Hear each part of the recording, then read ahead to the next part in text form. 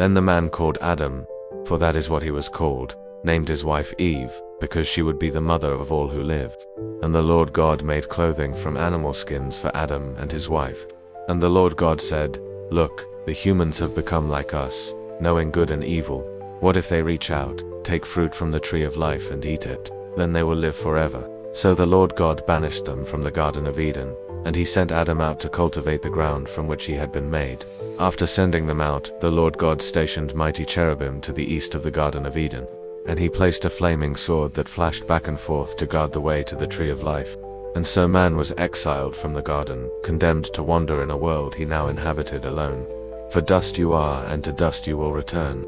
Yet even in judgment, God clothed them, a covering born of sacrifice. But the garden was closed. Man and woman walked away, their hearts heavy, their steps slow. Behind them, fire burned at the gate, angels stood guard, and paradise was sealed. The world was still full of life, but it was no longer Eden. It would never again be the home it had once been, not for Adam or for any of his offspring. They could still hear the song of the stream though, and the sound of its waters was sweet.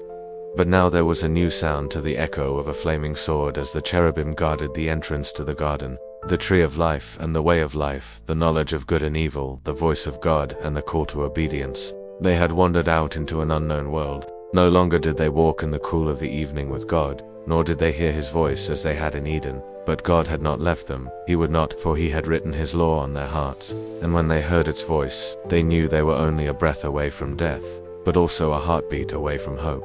They had been expelled from Eden, but the promise of a Redeemer lingered like the scent of rain on the parched ground. God was still in control. He was still in his world. And as long as he was there, all was well.